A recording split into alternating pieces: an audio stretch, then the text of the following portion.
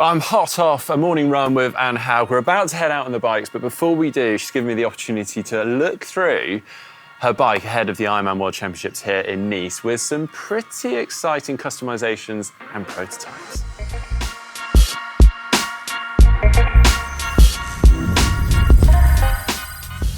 Anna's been working with Cervelo as long as I can remember. This is the P5, actually the same bike that she rode on in Roth, although obviously with some pretty drastic customizations and changes for the demands of this course because, well, they've got over 2,500 meters of elevation, give or take, on the bike to undertake. So with that has come some pretty interesting modifications, and the one that is jumping out to me and isn't standard on this bike is this straw that's popping out the top. Now, I don't know a ton about it. In fact, I'm not really allowed to, but it is a work in progress between Anna and Cervelo.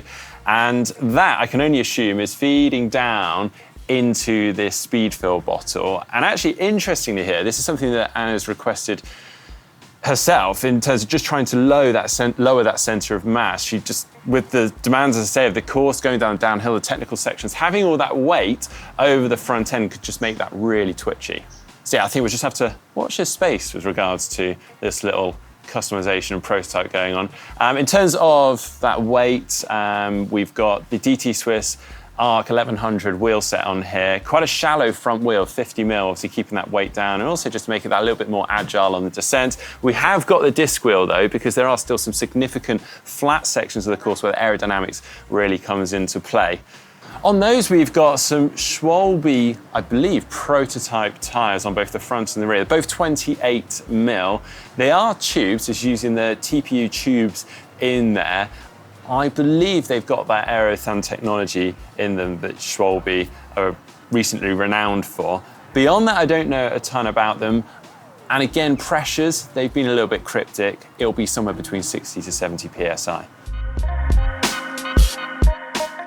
From there, I guess it makes sense to talk about the group set, and again, for this course. So we've got a 56-42 front chain rings on here, and on the back, for this course, demands of the course, we've got 11-34, so a good gear ratio for those uphill sections. You know, it's also got the Ceramic Speed OSPW jockey wheels on there. That's just to kind of help smooth out that chain line and reduce the friction. And on that, we got the UFO chain, which is a new chain. It's going to be actually her race day chain. It's, again, from Ceramic Speed. It's their UFO chain, which has to actually go on a little bit before the race. It needs a bit of bedding in, so you can't just chuck this on the day before if you want the optimal gains from it. So we'll probably get 60 odd K in today, plus numerous rides this week, so it'll be nicely bedded in by then.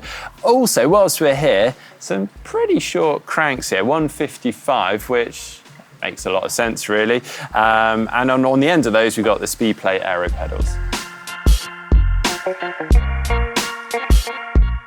Now moving on to the cockpit area, fairly important part of a TT bike. These are the speed bars, which are customized to Anna's forearm, so nice and comfortable, and be hugging that forearm with a nice scoop up with the grips at the end. She's actually got a bottle between that, which they had played around with refilling. So this is just a normal Cervelo bottle, which would ordinarily go on the down tube here. They've slotted that in between the bars. As I say, they played around with the refill option, didn't quite work, but it does have a straw coming out so she can take fuel on the go. And then coming back from that, we've actually got this 3D printed bento box on the top tube, which is made by Jabirmized, which is another partner of Anne's. And you'll notice also the saddle is a Jabirmized Stride saddle. On the back of that, we've got the mount that is standard with the Cervelo P5, so it actually connects into the back of the seat post. And on that, then we've got another bottle cage with options for storing some of the spares in on one of those X-Lab wraps that goes around the bottle cage.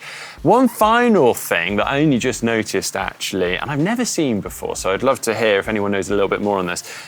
Lemus Labs on the fork here, and I had to do a bit of investigation to find out what this was.